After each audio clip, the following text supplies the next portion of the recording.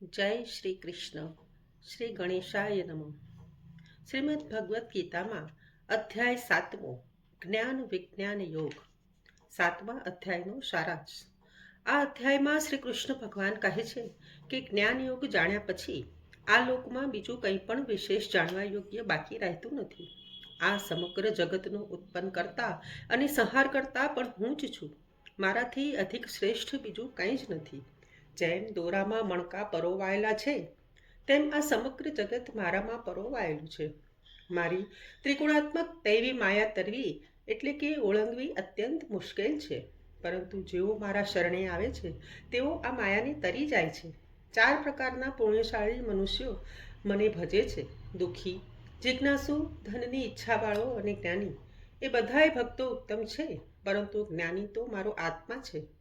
જે સકામી ભક્ત જે દેવતાના સ્વરૂપની શ્રદ્ધાપૂર્વક પૂજા કરવા ઈચ્છે છે તે ભક્તોની તેમના આરાધ્ય દેવ પ્રત્યેની શ્રદ્ધાને હું દ્રઢ કરું છું. દેવોને પૂજનારા દેવોને પામે છે, પણ મારા ભક્તો તો મને જ પામે છે.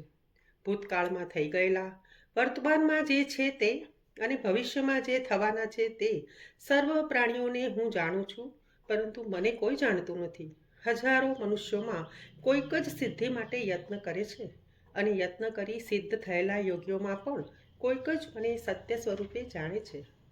અધ્યાય 7મો, જ્ઞાન વિજ્ઞાન યોગ. શ્રી કૃષ્ણ ભગવાન કહે છે કે હે પાર્થ, મારામાં મન લગાડી મારો આશ્રય લઈ યોગ સાધતા તું સંશય રહિત થઈને મને સમગ્રપણે જે રીતે જાણી શકે છે તે તું સાંભળ. હું તને વિજ્ઞાન સહિત આ જ્ઞાન સંપૂર્ણ કહું છું કે તેને જાણ્યા પછી આ લોકમાં તારે બીજું કંઈ પણ વિશેષ જાણવા યોગ્ય બાકી રહેતું નથી. હજારો મનુષ્યોમાં કોઈક જ સિદ્ધિ માટે યત્ન કરે છે, અને યત્ન કરી સિદ્ધ થયેલા યોગીઓમાં પણ કોઈક જ મને સત્ય સ્વરૂપે જાણે છે. પૃથ્વી, જળ, અગ્નિ, વાયુ, આકાશ, મન, બુદ્ધિ અને અહંકાર એમ 8 પ્રકારે વહેંચાયેલી મારી આ પ્રકૃતિ છે. મારી આ પ્રકૃતિ અપરા એટલે કે જડ છે, પણ એનાથી બીજી મારી પરા એટલે કે ચેતન પ્રકૃતિ છે. તેને તું જીવરૂપ જાણ કે જેના વડે આ જગતને ધારણ કરાય છે. સર્વભૂતો મારી આ 2 પ્રકૃતિઓમાંથી જ ઉત્પન્ન થયા છે એમ તું જાણ, અને સમગ્ર જગતને ઉત્પન્ન કરનાર અને સંહાર કરનાર પણ હું જ છું. હે ધનંજય, મારાથી અધિક શ્રેષ્ઠ બીજું કંઈ જ નથી.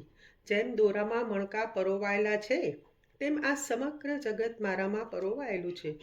હે કુંતીપુત્ર, જળમાં રસ હું છું, ચંદ્ર અને સૂર્યમાં તેજ હું છું, સર્વ વેદોમાં પ્રણવ ઓમકાર હું છું, આકાશમાં શબ્દ હું છું, અને પુરુષોમાં પુરુષત્વ હું છું. વળી પૃથ્વીમાં પવિત્ર સુગંધ અને અગ્નિમાં તેજ હું છું. સર્વ પ્રાણીઓમાં જીવન અને તપસ્વીઓમાં તપ પણ હું જ છું. સર્વભૂતોનું મૂળ અને સનાતન બીજ તું મને જાણ. બુદ્ધિમાનોની બુદ્ધિ અને તેજસ્વીઓનું તેજ પણ હું જ છું. કામ અને રાગ વિનાના બળવાનોનું બળ હું છું, અને પ્રાણી માત્રમાં રહેલા ધર્માનુકૂળ જે કામ છે તે પણ હું જ છું. વળી જે સાત્વિક, રાજસિક તથા તામસિક ભાવો છે તેઓ મારાથી ઉપજેલા છે એમ તું જાણ. વાસ્તવમાં હું સર્વસ્વ હોવા છતાં તેઓમાં હું નથી, પરંતુ તેઓ મારામાં છે. આ આખું જગત ત્રિગુણમય એ ભાવોથી મોહિત છે, માટે એ ગુણોથી પર અને અવિનાશી એવા મને કોઈ જાણતું નથી. કેમ કે મારી આ ગુણમયી દૈવી માયા ઓળંગવી તો અત્યંત મુશ્કેલ છે, પરંતુ જેઓ મારે જ શરણે આવે છે તેઓ જ મારી આ માયાને ઓળંગે છે. માયાએ જેમનું જ્ઞાન હરી લીધું છે અને આસુરી ભાવનો આશ્રય કરનારા એવા દુરાચારી તથા મૂર્ખ નરાધમો મારા શરણે આવતા નથી. હે ભરત શ્રેષ્ઠ અર્જુન, 4 પ્રકારના પુણ્યશાળી મનુષ્યો મને ભજે છે: દુઃખી, જિજ્ઞાસુ, ધનની ઈચ્છાવાળો અને જ્ઞાની. તેઓમાં જે સદા મારોમાં પરોવાઈને મને જ અનન્ય ભક્તિ ભાવે ભજે છે એવો જ્ઞાની શ્રેષ્ઠ છે. કેમ કે જ્ઞાનીને હું અત્યંત પ્રિય છું, અને જ્ઞાની મને અત્યંત પ્રિય છે. એ બધાય ભક્તો ઉત્તમ છે, પરંતુ જ્ઞાની તો મારો આત્મા છે એવો મારો મત છે. કેમ કે તે મને સર્વોત્તમ ગતિરૂપ માનીને પોતાના મનને એકાગ્ર કરી મારામાં જ જોડી રહ્યો છે. ઘણા જન્મોને અંતે આ બધું વાસુદેવ જ છે એવું જ્ઞાન પામેલો જ્ઞાની મારું શરણ લે છે અને મને પામે છે. તેઓ મહાત્મા મળવો અતિ દુર્લભ છે. વિવિધ કામનાઓ વડે હરાયેલા જ્ઞાનવાળા પોતાની પ્રકૃતિને આધીન થઈ તે પ્રકારના નિયમો પાળીને બીજા દેવતાઓના શરણે જાય છે. જે સકામી ભક્ત જે દેવતાના સ્વરૂપની શ્રદ્ધાપૂર્વક પૂજા કરવા ઈચ્છે છે તે ભક્તોની તેમના આરાધ્ય દેવ પ્રત્યેની શ્રદ્ધાને હું દ્રઢ કરું છું. તે શ્રદ્ધાના બળે તે ભક્ત પોતાના ઈષ્ટ દેવતાની પૂજા કરે છે અને તે દેવતા પાસેથી મેં જ નિર્માણ કરેલા ઈચ્છિત ભોગો પ્રાપ્ત કરે છે. પરંતુ તે અલ્પ બુદ્ધિવાળાઓને જે ફળ પ્રાપ્ત થાય છે તે નાશવંત હોય છે. દેવોને પૂજનારા દેવોને પામે છે, પણ મારા ભક્તો તો મને જ પામે છે.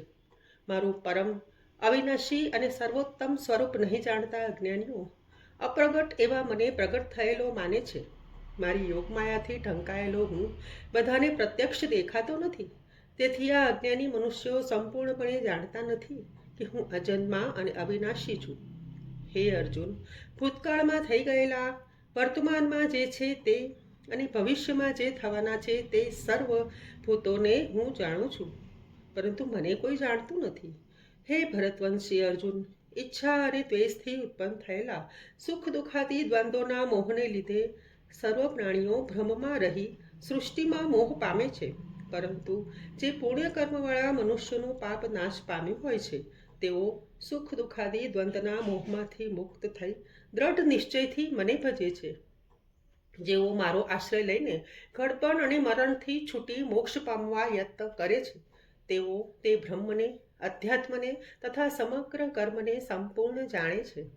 જેઓ અધિભૂત, અધિદૈવ અને અધિયજ્ઞ સહિત મને જાણે છે તેઓ મારામાં ચિત્તને એકાગ્ર કરી મરણકાળે પણ મને જ જાણે છે, એટલે કે મારામાં જ લીન બને છે. ઇતિ શ્રીમદ ભગવદ્ ગીતામાં શ્રી કૃષ્ણ અર્જુન વચ્ચે થયેલ સંવાદમાં જ્ઞાન વિજ્ઞાન યોગ નામનો 7મો અધ્યાય સંપૂર્ણ. 7મા અધ્યાયનું મહાત્મ્ય ફળ. પાર્વતીજીએ શંકર ભગવાનને અને લક્ષ્મીજીએ શ્રી વિષ્ણુ ભગવાનને કહ્યું કે હે પ્રભુ, હવે આપ અમને ગીતાજીના 7મા અધ્યાયના મહાત્મ્ય ફળ વિશે જણાવો. આ સાંભળી શંકર ભગવાને પાર્વતીજીને અને શ્રી વિષ્ણુ ભગવાને લક્ષ્મીજીને કહ્યું કે હે દેવી, હું તમને ગીતાજીના 7મા અધ્યાયનું મહાત્મ્ય કહું છું, તે તમે સાંભળો. પાટલીપુત્ર નામના નગરમાં એક શંકુકર્ણ નામનો બ્રાહ્મણ રહેતો હતો. તેને 3 પુત્રો હતા. શંકુકર્ણ વેપાર કરીને સુખેથી ગુજરાન ચલાવતો હતો. એકવાર તેને વધુ ધન કમાવવા પરદેશ જવાનો વિચાર કર્યો.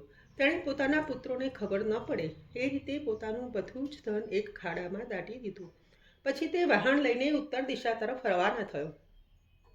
દુર્ભાગ્યે બન્યું એવું કે પરદેશમાં સાપ કરડવાથી શંકુકર્ણ મૃત્યુ પામ્યો. અકાળે મૃત્યુ થવાથી તેનો જીવ તેને દાટેલા ધનમાં અટકી રહ્યો. આથી તે સાપ બનીને જે જગ્યાએ ધન દાટ્યું હતું ત્યાં રહી ધનનું રક્ષણ કરવા લાગ્યો. એક દિવસ સર્પયોનિની પારાવાર પીડા સહન ન થતા તેણે પોતાના પુત્રોને સપનામાં આવીને વાત કરી કે હે પુત્રો, હું સર્પયોનિમાં પારાવાર પીડા ભોગવી રહ્યો છું. તમે મને મુક્તિ અપાવો, મારો ઉદ્ધાર કરો. આ વાતની સાબિતી રૂપે શંકુકર્ણે પોતે જ્યાં ધન દાટ્યું હતું તે જગ્યા દેખાડી. જોગાનું જોગ 3 ભાઈઓએ એક જ સાથે આ સપનું જોયું. હવે બન્યું એવું કે વચલા પુત્રના મનમાં બધું જ ધન એકલા જ હડપ કરવાની ઈચ્છા હતી. તેણે સવાર પડવાની રાહ પણ ન જોઈ. એ તો રાતોરાત પોતાની પત્નીને સાથે લઈ સપનામાં તેના પિતાએ જે જગ્યા દેખાડી હતી ત્યાં પહોંચી ગયો. પતિ પત્ની બંને તે જગ્યાની જમીન ખોદવા લાગ્યા. એ જ વખતે એક સાપ ફૂંફાડા મારતો ત્યાં આવ્યો. પુત્ર તો ડરીને પાછળ હટી ગયો. ત્યારે સાપ બોલ્યો કે હે વત્સ, ડર નહીં, હું તારો પિતા છું. તું આ શું કરી રહ્યો છે? ત્યારે પુત્ર બોલ્યો કે તમે સ્વપ્નમાં આવીને જે કહ્યું હતું તે પ્રમાણે હું તમને મુક્તિ અપાવવા આવ્યો છું. તમે જમીનમાં જે ધન દાટ્યું છે તે બહાર કાઢી લઈશ, એટલે તમારો ઉદ્ધાર થઈ જશે. પુત્રના આ શબ્દો સાંભળી સર્પયોનીમાં પીડાતો પિતા બોલ્યો કે આમ તું દાટેલું ધન બહાર કાઢી લઈશ, તેથી મને મુક્તિ મળવાની નથી. તમે 3 ભાઈઓ સાથે મળીને શ્રાદ્ધના દિવસે શ્રી ગીતાજીનું પૂજન કરી 7મા અધ્યાયનો પાઠ કરો. પછી બ્રહ્મભોજન કરાવી યથાશક્તિ દક્ષિણા આપો તો જ મારી મુક્તિ થશે. ને તે પછી જ તમે 3 ભાઈઓ દાટેલું ધન મેળવી શકશો, નહીતર આ ધન ભ્રમર બનીને ઉડી જશે. વચલા પુત્રને લાગ્યું કે પિતાની સદગતિ થયા વગર ધન મળવાનું નથી, એટલે તે પત્નીને લઈને પાછો ફર્યો. ઘેર જઈને પોતાના બંને ભાઈઓને વિગતે વાત કરી. 3 ભાઈઓએ શ્રાદ્ધના દિવસે 5 વિદ્વાન બ્રાહ્મણોને બોલાવ્યા. શ્રી ગીતાજીનું પૂજન કર્યું અને બ્રાહ્મણો પાસેથી જ ગીતાના 7મા અધ્યાયનો પાઠ કરાવ્યો. પછી બ્રહ્મભોજન કરાવી યથાશક્તિ દક્ષિણા આપી બ્રાહ્મણોને વિદાય કર્યા. આ કાર્યના પુણ્ય બળે શંકુકર્ણ સર્પયોનીમાંથી મુક્ત થયો અને સ્વર્ગલોકમાં ગયો.